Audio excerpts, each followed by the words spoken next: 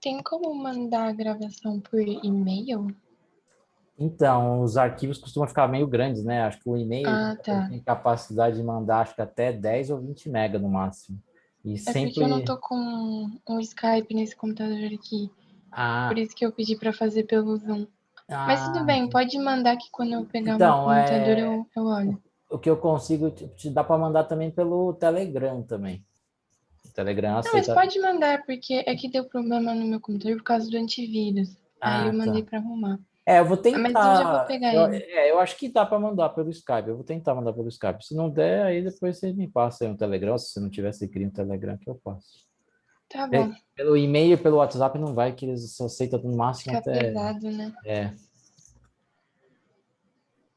Então, então é isso. A história do saldo é isso. Você precisa saber calcular o corpo mais quente, quanto que ele é capaz de fornecer até chegar à temperatura de zero, e quantos outros, no caso aqui o gelo, precisa para aquecer até a temperatura de mudança de estado físico, e mais quanto que ele precisa para mudar totalmente de estado físico. Então, somando aqui 16 com 1.000, dá 17 mil. É um pouquinho menos do que os 20 mil que a água é capaz de fornecer. Então, isso é o sinal de que a água não precisa chegar até zero para provocar tudo isso no gelo, é aquecimento até zero e derretimento total.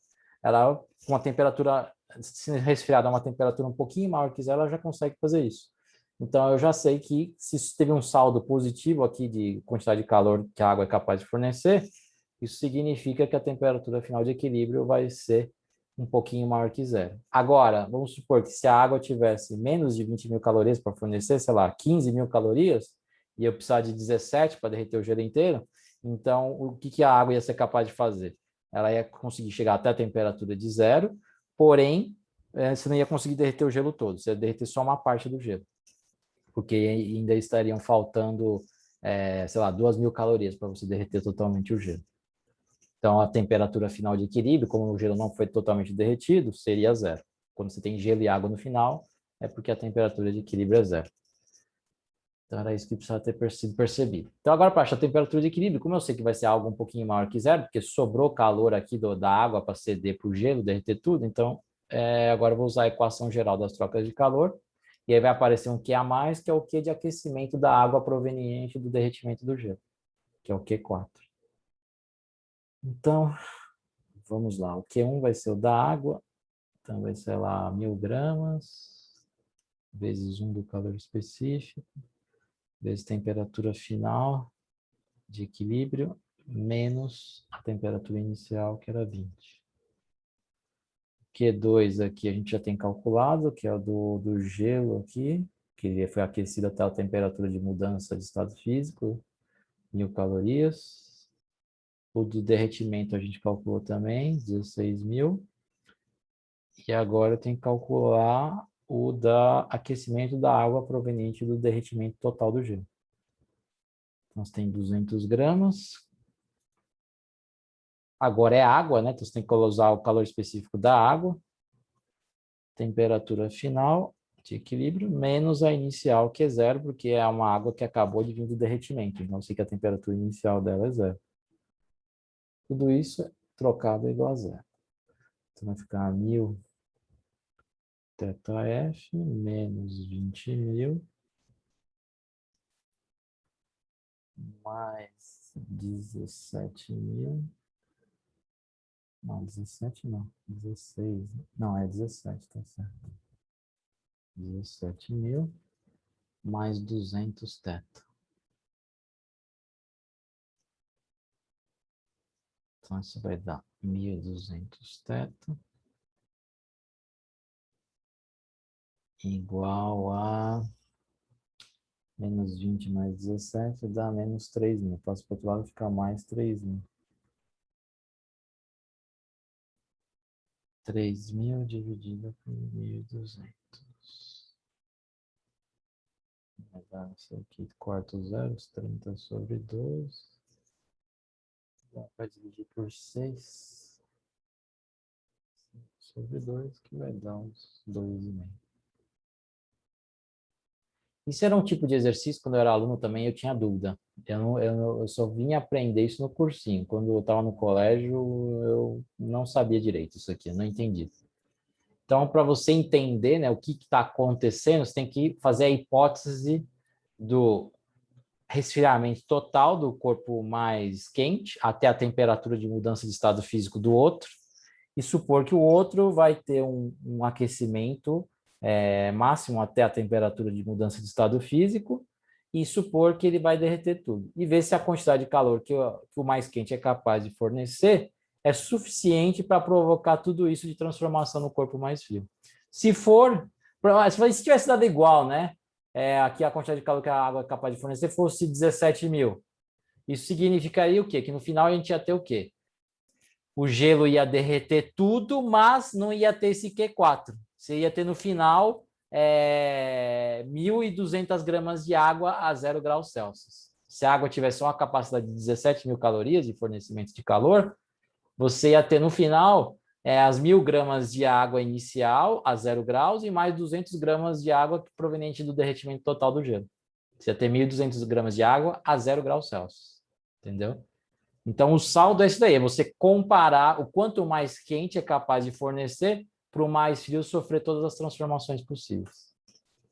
Qualquer exercício de calorimetria que envolve dois corpos em temperaturas diferentes, que existe a chance de mudança de estado físico de um deles ou dos dois, você vai ter que fazer esse raciocínio aqui. Calcular o calor total do mais quente até chegar à temperatura de mudança de estado físico e o mais frio ver se ele vai ser capaz de mudar de estado físico. O que a gente fez aqui para 0 graus, sei lá, pode ser também para um exemplo quando você tiver, sei lá, vapor e água, entendeu? É a mesma coisa. Só que aí, em vez de você trabalhar no patamar de 0 aqui, você vai trabalhar no patamar de 100, que é a temperatura de mudança de estado físico do líquido para o gasoso. Mas o raciocínio é exatamente o mesmo. Geralmente, esses exercícios são com água e gelo, né? Mas nada impede de fazer com água e vapor também. Nada impede. Entendeu? O raciocínio é exatamente o mesmo. Bom, vamos ver agora então esse 21 aqui. Em um calorímetro ideal de capacidade térmica desprezível. Aí quando a capacidade térmica do calorímetro não é desprezível, aí nessa equação aqui da soma de quantidade de calores, o calorímetro é como se fosse um corpo adicional no sistema. Você vai somar o Q do calorímetro aqui também. Você calcular pela capacidade térmica dele vezes a variação de temperatura que ele sofre. Mas aqui nesse exercício está falando de capacidade térmica desprezível, então não vai entrar aqui nessa equação aqui da soma das trocas de calor igual a zero, não vai entrar o Q do calorímetro. Essa aqui é a diferença. Então, contém 100 gramas de água a 80 graus Celsius, colocamos um bloco de alumínio aquecido a 180. Tá bom? Após o equilíbrio térmico, observe-se a formação de 6 gramas de vapor. Opa, esse aqui é aquele exercício que eu exatamente acabei de falar, né? Sabendo que a experiência ocorre sob pressão normal, a massa do bloco de alumínio é de... Bom, mas aqui você já sabe o que está acontecendo, né? Ele já falou para você qual que é o resultado final. Observe-se a formação de 6 gramas de vapor. Só que vaporiza só uma parte, né? Você tem 100 gramas de água. O que ele conseguiu fazer? Ele conseguiu que esses 100 gramas fosse a 100 graus, só que desses 100 gramas ele conseguiu que apenas 6 gramas se transformassem em vapor. Então, a quantidade de calor do bloco de alumínio não foi suficiente para vaporizar toda essa quantidade de água que estava 80. Vaporizou só uma parte. Então, eu vou fazer o gráfico aqui de novo. Esse exercício é um pouco mais fácil do que o anterior, porque você já sabe o resultado final, o que está acontecendo. O outro é mais difícil porque você não tem noção do que vai acontecer no final. Só quando você faz essas suposições aí, né, limites, que você consegue saber o que vai acontecer no final. Aqui ele já falou, né, então está um pouco mais fácil.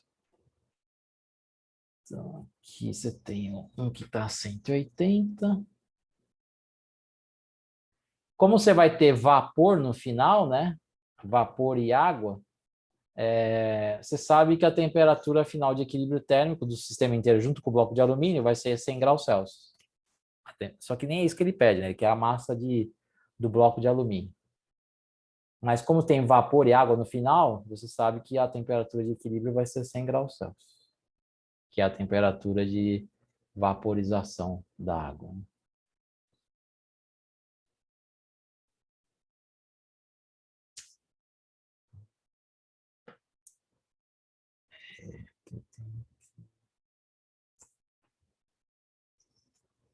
A água aqui está 80, né?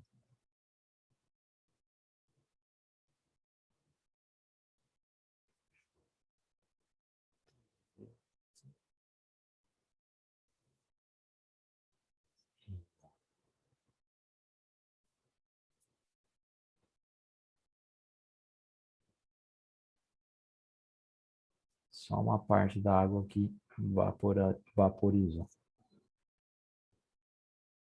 Mas daí eu vou precisar saber a massa da água que ficou líquida ainda? Você sabe, né?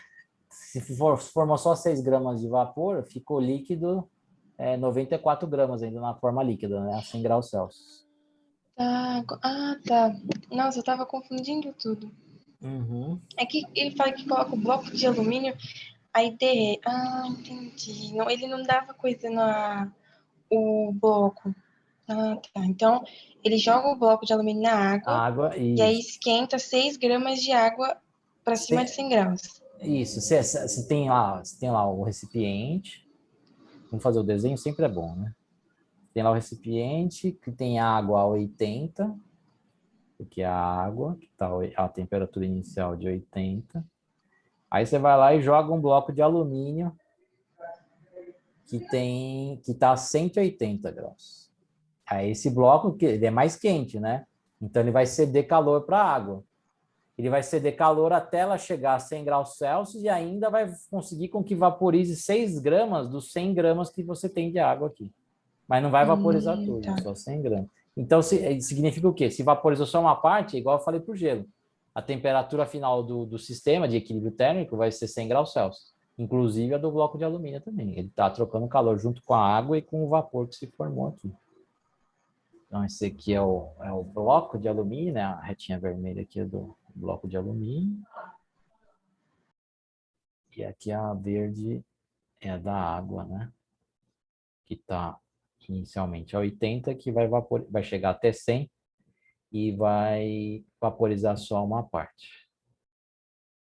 Então, aqui, na verdade, né, eu tenho vapor mais água nesse patamar aqui.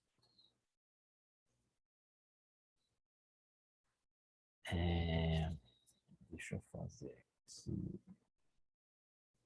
Aqui.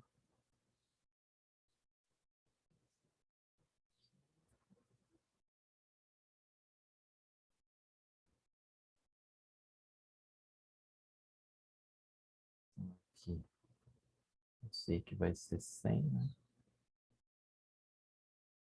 Aqui, 80.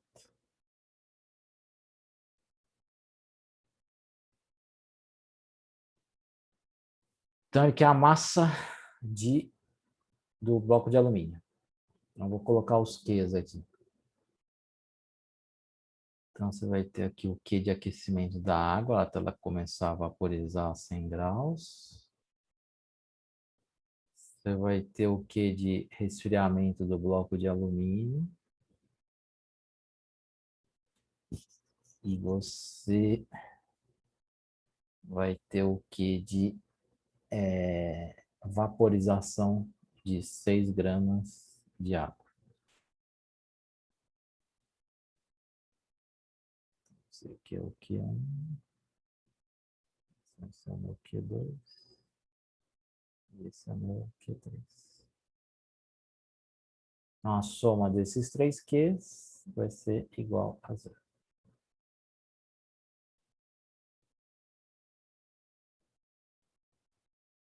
Então, o Q1 é de aquecimento da água. Então, você vai usar lá a massa de água, que é 100 gramas.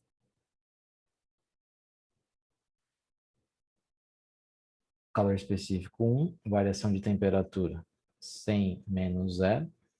Menos 0 não, menos 80, né, que é a temperatura inicial. Então, isso aqui é o meu Q1. Aí o Q3 é o Q de vaporização de parte da água, só vaporizou 6 gramas, né, só formou 6 gramas de vapor. Então, esse M da fórmula, né, é uma coisa importante em calorimetria. Esse M do Kmoll é a quantidade de massa que muda de estado físico, tá? Não é necessariamente a massa inteira do corpo. É a quantidade de massa que muda de estado físico. Nesse caso aqui foram 6 gramas. O calor latente de vaporização está aqui, 540. Esse aqui é o nosso Q3. E o Q2 é o Q de resfriamento do gelo não, do bloco de alumínio, cuja a massa, eu não sei, que é o que ele está perguntando. Calor específico, eu acho que ele deu, 0,2. Variação de temperatura vai ser 100 menos 180. Eu já sei que a temperatura final de equilíbrio vai ser 100 por conta que não vaporizou tudo, vaporizou parcialmente a água. Então, a temperatura final de equilíbrio vai ser 100. Então, aqui vai dar 20, vai dar 2.000 aqui, né? 24, vai 2, 32. 3.240. Aqui vai dar menos 80 vezes 0,2 vai dar menos 16, né?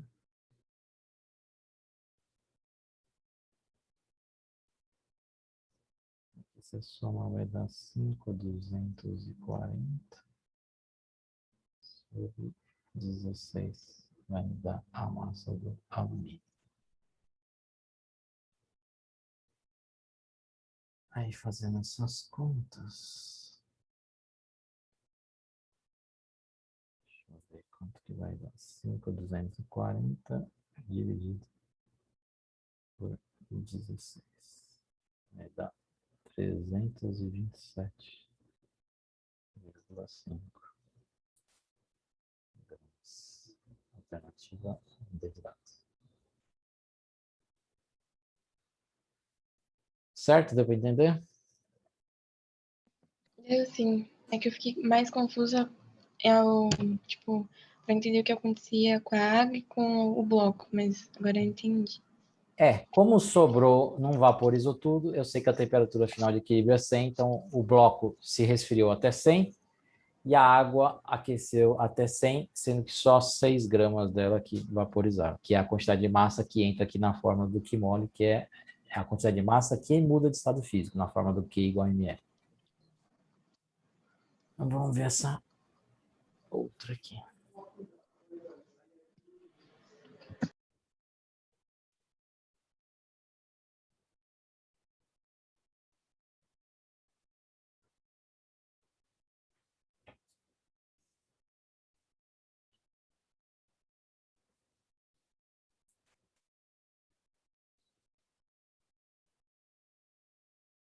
Um plano inclinado θ, de inclinação θ, situa-se sobre uma mesa horizontal de altura 4h, conforme indicado na figura. Um carrinho de massa M, parte do repouso, no ponto A, e a parte do repouso, né? Então a velocidade em A, sei que é 0.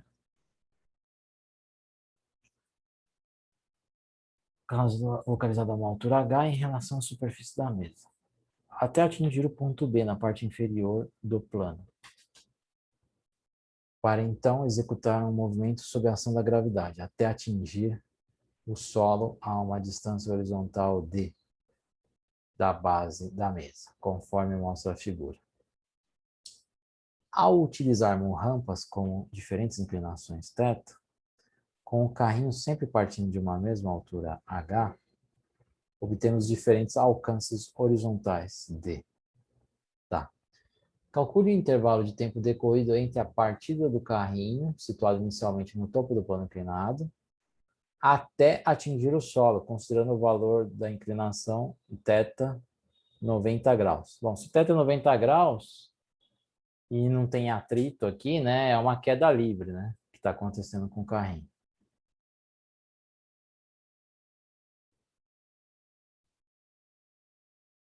Então, θ igual a 90 graus, o carrinho vai descer verticalmente, se não tem atrito, é como se fosse uma queda livre.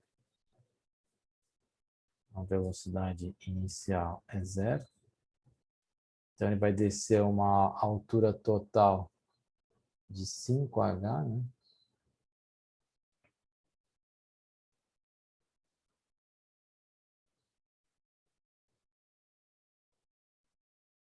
Bom, aqui o alcance vai ser zero, né? Nem vai ter alcance aqui, nesse caso. Vai ser um mRUV de queda livre, que está submetido à aceleração da gravidade, né? Que é constante. Então, aqui ele quer saber o intervalo de tempo. Como eu não sei a velocidade final, não dá para usar o vovô. Então, vai restar só o sorvetão para a gente utilizar aqui, né? Torricelli não dá porque não tem o tempo. Vovô não dá porque eu não tenho a velocidade final com que o carrinho chega aqui embaixo no chão. Eu não sei qual que é essa velocidade final com que ele chega aqui. Mas ele quer o tempo, então tudo isso entra no sorvetão. Mas e o deslocamento? Eu tenho 5H. Bom, S0 mais V0T mais AT quadrado sobre 2. Então, aqui o S menos S0 vai ser o nosso 5H. Velocidade inicial, ele falou que parte do repouso, então é zero. A aceleração é a da gravidade. E o tempo é que eu estou querendo descobrir. Então, S menos S0 é o 5H. Aqui 10 sobre 2, 5T quadrado. Eu não sei se ele adotou a gravidade como sendo... Deixa eu ver. Considere conhecido o módulo G da aceleração da gravidade. Despreza os efeitos de forças dissipativas. Tá vendo? Então, ele está desprezando o atrito.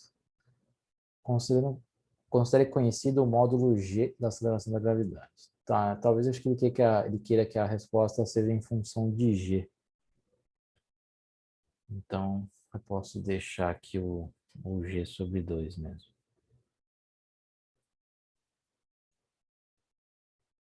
Então, T quadrado vai ser igual a 10H sobre G. Então, T vai ser raiz quadrada de 10H sobre G. Esse é o item A. O item A é sempre mais fácil, né, da FUVEST. É para ajudar os alunos, para não zerar na questão. O Aí, item A e o item B até que foi. Agora o item C foi o que eu fiquei mais... o item B é médio e o C costuma ser bem difícil. Usando a conservação da energia mecânica e supondo agora uma inclinação θ qualquer, obtenha o módulo do vetor velocidade com que o carrinho deixa a superfície do plano inclinado. Tá bom. Bom, mas para achar a velocidade com que ele deixa aqui a superfície do plano inclinado, você precisa achar qual que é a aceleração, né? Nesse plano inclinado aí. Já tem até um resultado pronto para isso, né? Que a gente sabe da dinâmica, né? Que é a aceleração é g seno θ, né? Como não tem atrito aqui, né? Que o carrinho está descendo, você sabe que o que está fazendo o carrinho acelerar é a componente horizontal do peso, né?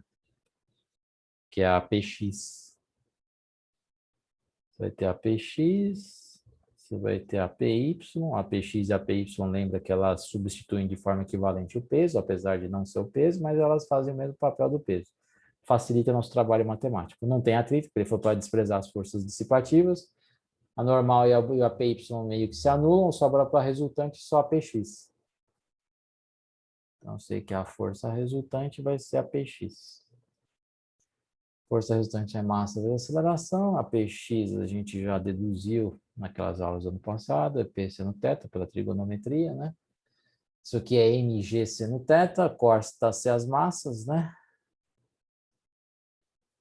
E aí a gente vai chegar num resultado meio que já pronto, né? Que a aceleração é a gravidade vezes o seno de θ no plano inclinado sem atrito, que você pode usar isso direto.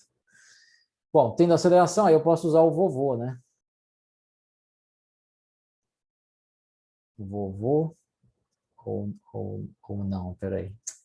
Mas o vovô eu não conheço o tempo, né? De queda aqui da... mas ele quer que use a conservação da energia mecânica, ele não quer que use a cinemática. Então, você vai ter que falar que a energia mecânica aqui no topo é igual à energia mecânica lá no final, né? Em A é igual em B. Ele quer que use a conservação da energia mecânica.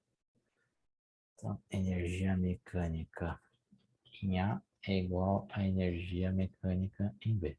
Daria para usar cinemática também, você usaria o Torricelli. Você fala, mas a gente não tem a distância da rampa. Mas dá para achar pela trigonometria. Ó. Você faz seno de teto, ó, o H é conhecido, o teto também. Seno de teto é H sobre a distância que o carrinho tem que andar. E aí você acha a distância. E daria para usar o Torricelli. Mas ele quer estar pedindo conservação da energia mecânica, então vamos usar conservação da energia mecânica. Aí, se eu não soubesse conservação da energia, quisesse fazer por cinemática. Bom, aí é um ato de desespero. Você faz e reza para eles considerar pelo menos meio certo o que você fez. Bom, lá em cima não tem velocidade, né? De parte do repouso. Tem potencial gravitacional. Você vai considerar o seu nível de referência aqui, o plano horizontal de referência aqui, né? O seu 0 metro na vertical aqui. Orientado positivamente, sei lá, para cima. Então, você só vai ter aqui energia potencial gravitacional em A. Cinética você não vai ter, porque ele falou que parte do repouso. E aqui no final, como o nível de referência está aqui, em B eu só vou ter energia cinética. Que a altura vai ser 0 em B. Ele quer a velocidade, né, em B. Bom, corta-se as massas. E aí você vai ter, esse aqui também é um resultado aqui meio que quase que pronto, né? Raiz de 2GH. Essa vai ser a velocidade em B. Em C, encontre o valor do alcance D, supondo que a inclinação do plano seja de 45 graus. Beleza.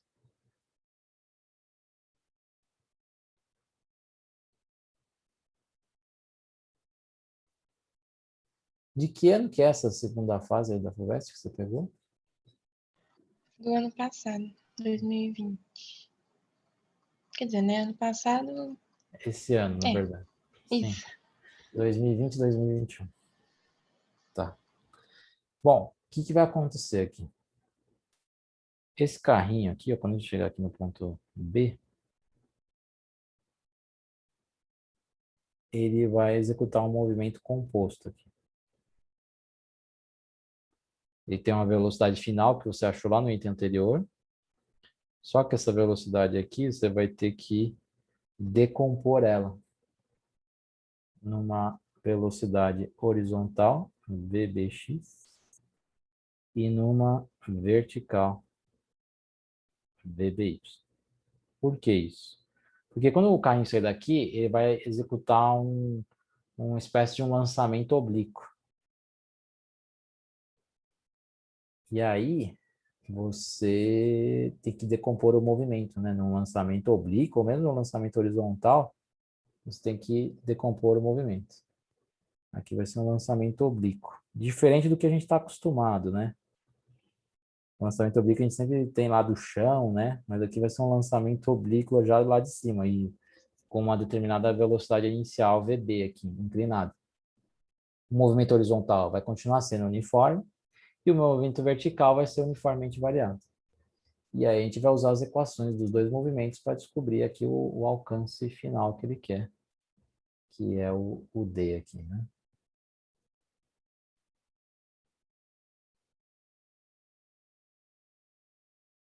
Então, ele vai sair daqui, ele vai executar uma trajetória aqui meio parabólica, né? E vai chegar aqui no chão. Que a gente quer saber esse D. Para descobrir esse D é uma medida da horizontal. E a horizontal a gente sabe que está acontecendo um movimento uniforme, por quê? Porque na horizontal não tem nenhuma força atuando no bloco a partir do momento que ele sai do plano inclinado. A resultante é zero na horizontal. Então, isso aqui é um MRU que está sendo executado na horizontal. Então, o D vai ser Vx vezes T. Eu preciso saber o tempo de queda só. O Vx eu sei, o VBX, na verdade, né? É só você decompor aqui o VB usando trigonometria. Eu sei que esse ângulo aqui é 45, ele é oposto pelo vértice desse 45, né? Então é só usar a trigonometria, o VBX aqui vai ser o cateto adjacente, então é usar 45, né? Para achar o VBX. O VBX vai ser VB cosseno de 45, por que cosseno? Porque o VBX é cateto adjacente aqui do triângulo. Se bem que aqui está indiferente, porque o ângulo é 45, tanto faz você colocar seno ou cosseno aqui, mas se fosse um ângulo diferente de 45, você teria que saber que aqui teria que usar cosseno, porque o VBX é cateto adjacente ao ângulo de 45. Bom, o VB a gente achou ali, raiz de 2GH. o cosseno de 45, eu sei que na forma não racionalizada é 1 sobre raiz de 2. Então, o VBX vai ser raiz de GH. Beleza, eu tenho o VBX. Eu preciso achar o tempo. O tempo eu vou achar pelo deslocamento vertical. Eu sei que aqui a vertical é 4H, né?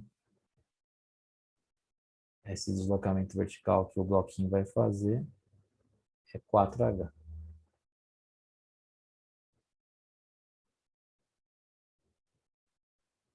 Então, eu vou usar novamente aqui o sorvetão.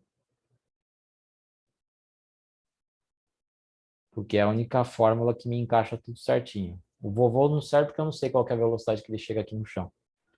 Torricelli também não serve porque no Torricelli não tenho tempo para achar, né? Então é só o sorvetão que me resta aqui.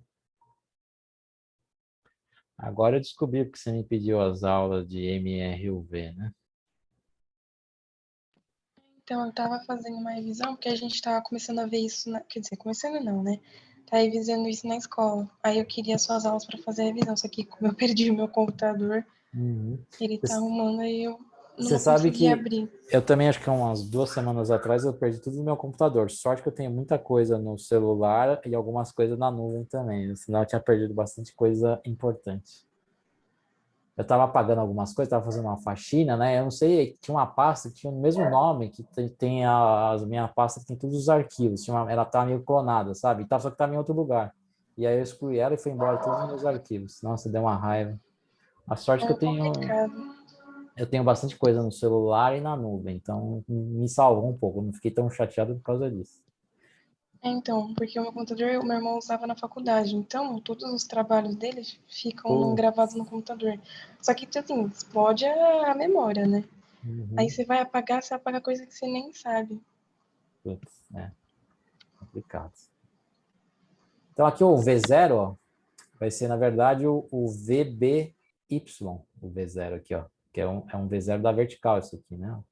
Isso aqui é tudo para vertical, então eu coloco um índice Y para indicar que é da vertical. Esse V0Y vai ser o VBY, que é o VB seno de 45.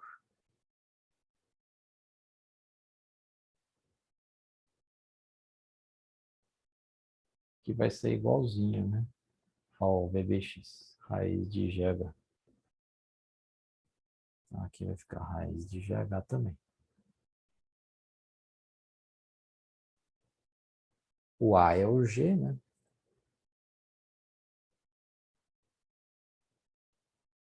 Aí eu vou multiplicar tudo por 2. Vai ficar 0 igual a menos 8H mais 2 raiz de GH T mais GT quadrado sobre 2.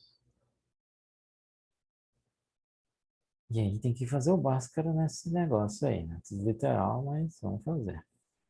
O B aqui é o 2 raiz de GH, né? Da fórmula do Bhaskara. Mais ou menos raiz B quadrado, então vai dar 4GH, né? Menos 4AC.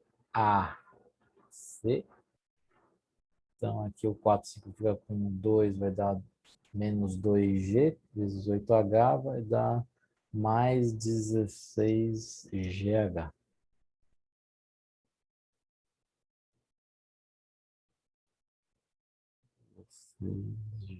H sobre 2A. 2 vezes G sobre 2 é G. Então, aqui vai dar 16 mais 4, raiz de 20 é GH.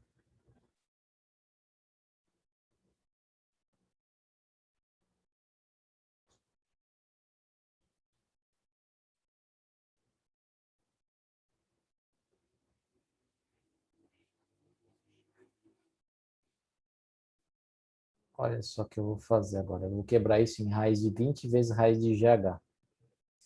Então, fazendo com mais, vai ficar 18 raiz... Não, desculpa. Vai ficar raiz de 20. Se eu fizer raiz de 20 vezes raiz de GH, vai ficar raiz de 20 menos 2 raiz de GH, já coloquei em evidência, sobre G. E o outro T vai ficar menos raiz de 20 menos 2 raiz de GH sobre G. Só que esse aqui vai dar tempo negativo, eu descarto. Então, eu vou ficar só com esse aqui, que vai dar positivo. E aí eu jogo aqui na equaçãozinha do MRU, né? Que a gente já tinha feito aqui inicialmente. O VBX, eu sei, porque era só decompor o VB que a gente achou do item anterior, né? É só jogar aqui o VBX que a gente tinha achado, deu raiz de GH, vezes o tempo de descida que a gente achou pelo sorvetão aqui. Deu um número meio esdrúxulo, né? Mas segunda fase é assim mesmo. Eles fazem de propósito para ver se o aluno tem segurança daquilo que ele está fazendo. Bom, aí cancela a raiz do GH, né? Aí vai cortar o G com o G de baixo. Então, no final, vai sobrar H vezes raiz de 20 menos 2. É isso. Vai ficar GH sobre G, né? Aí corta o G, vai sobrar só o H. E aí a resposta final do alcance é isso aqui. Raiz de 20 menos 2 vezes H.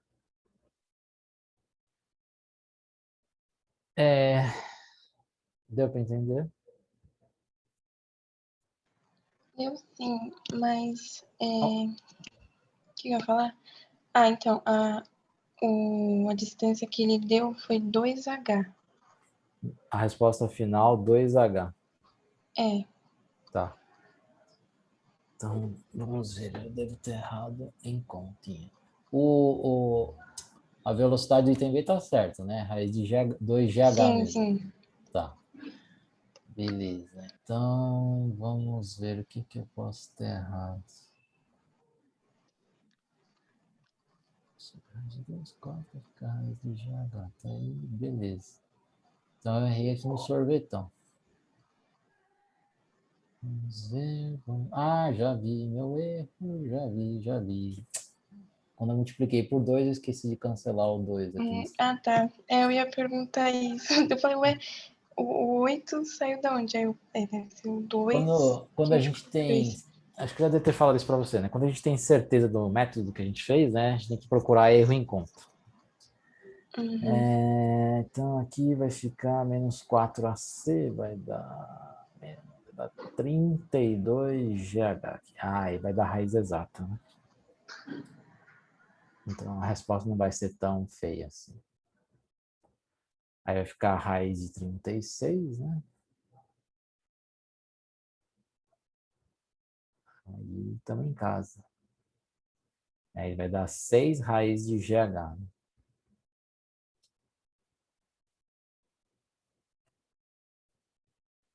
Então, a gente vai ficar com menos 2 raiz de GH mais 6 raiz de GH. Tudo sobre G. Isso vai dar 4 raiz de GH sobre G. E o outro aqui vai dar negativo. Então nem precisa fazer. Então aqui a gente substitui.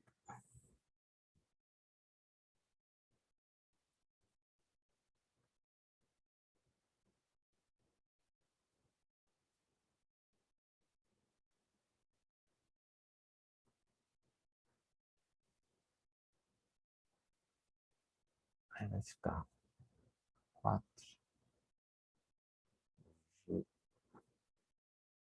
H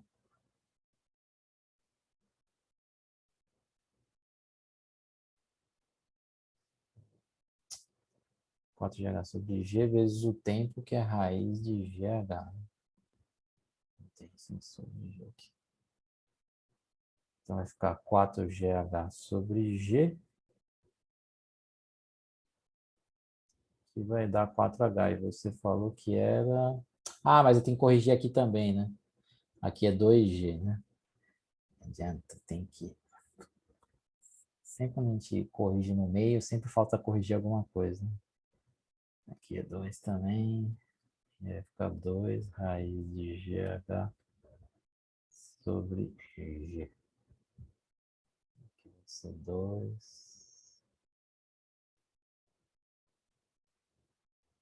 Vai ser 2. Vai ser 2 também. Prontinho. Agora sim. Então, não sei, talvez sua dificuldade aqui tenha sido nessa parte aqui, tinha que decompor a velocidade para você analisar o movimento horizontal uniforme e o vertical uniformemente variado. A gente está acostumado na escola, né? O lançamento oblíquo ser aqui na horizontal, né? Do chão. Ou o lançamento horizontal também, né? Ser da horizontal lá em cima. Aqui foi um lançamento inclinado de cima, né? Que nada mais é do que um lançamento oblíquo isso daí, né? Você vai ter uma velocidade horizontal constante e uma velocidade vertical aumentando uniformemente com o passar do tempo. É um lançamento aí oblíquo, né? Que só tem metade, né? Você pode até não pode falar lançamento horizontal por conta que não foi feito de uma horizontal, né? Foi feito de um plano inclinado, de uma inclinação. Então eu chamo de um lançamento oblíquo. Você vai ter aqui um ângulo que a velocidade VB, que é a velocidade inicial, vai formar de 45 graus, que é um ângulo diferente de zero, que você vai formar aqui com a vertical aqui, né? Vai ser um ângulo diferente de zero. Então, é como se fosse um lançamento oblíquo que só tem metade desse lançamento oblíquo, entendeu? Até a altura, como se fosse a altura máxima fosse esse alcance aqui. Então, acho que talvez a dificuldade tenha sido essa, né? Fazer a decomposição da velocidade para separar em dois tipos de movimento. Eu creio que essa tenha sido a sua dificuldade, né? Alô? Sim, deu para entender. Eu fiquei meio confusa para analisar o que estava acontecendo e decompor a força que nem se disse. Sim, é a velocidade. Esse é um exercício bem comum de segunda fase, né? De lançamento oblíquo, só que com o corpo executando um movimento num plano inclinado. Ixi, isso aqui já caiu inúmeras vezes já isso aqui, né? Então, apareceu um movimento aqui inclinado no ar, pode decompor na horizontal um MRU e na vertical um MRUV, que você vai ter que resolver desse jeito. O movimento inclinado no ar é um lançamento oblíquo. Na horizontal é MRU e Na na vertical é. vertical, MRUV. Tá. Agora, tem exercício desse, que já caiu também, misturado com campo elétrico, que você sai lá da zona do campo elétrico e ele fala que fora da região do campo elétrico os efeitos gravitacionais são desprezíveis. Aí o corpo ele vai por inércia numa linha reta. Você tem movimento horizontal você tem movimento uniforme tanto na horizontal quanto na vertical. Você precisa ver se esse movimento vertical vai ser uniformemente variado se tiver alguma aceleração. Se não tiver aceleração, vai ser um movimento uniforme também. Então, no final, você vai ter um movimento que vai continuar em linha reta inclinada aqui de 45 graus, por inércia em movimento uniforme. Se não tiver campo gravitacional aqui. Já caiu exercício desses com que mistura campo elétrico, que aqui era uma região de campo elétrico e a partícula sai da região de campo elétrico numa região que não tinha campo gravitacional. Aí a partícula ela vai por inércia em MRU nesse deslocamento inclinado. Se quiser decompor, pode decompor. Aí vai ser um MRU na horizontal e um MRU na vertical. Então, tudo depende do que está acontecendo na região que o corpo está andando. Se não tiver campo gravitacional, aí é MRU na horizontal e na vertical. E aí o corpo vai descer em linha reta, né? Esse pontilhado que eu desenhei aqui parece uma linha reta, mas não é. Esse pontilhado aqui, na verdade, é um arco de parábola. Uhum. Por quê? Porque foi executado um MRUV na vertical. Agora, se fosse um MRU na vertical também, isso aqui seria uma linha reta. Já caiu o exercício assim também na segunda fase. Nem sempre o movimento da vertical vai ser um MRUV. Vai depender das condições ambientes. Se os efeitos gravitacionais forem desprezíveis nessa região, aí vai ser um MRU também aqui nessa região fora do plano inclinado. Entendeu? Tudo depende da situação do problema que é apresentado. Bom, acho que por hoje é isso. Acho que ficou faltando só o que você mandou hoje, né? Os discos de matemática. Não tem problema. Aí Semana que vem um complemento. consegue matar. Deixa eu ver aqui. Vai ser daqui, né? Ah, não, essa faltou aqui de matemática. Esse daqui era de física. Eu achei que era de matemática também. Esse é de física. Faltou só aquele de matemática. Beleza, então dá pra gente matar já semana que vem, ficar tudo sem rabichos. Então tá bom, eu te mando. Vou tentar mandar pelo Skype. Se eu não conseguir pelo Skype, eu te mando pelo Telegram. Tá bom. Então, obrigado aí mais uma vez e Obrigada a você. até semana que vem. Até semana que vem. Tchau.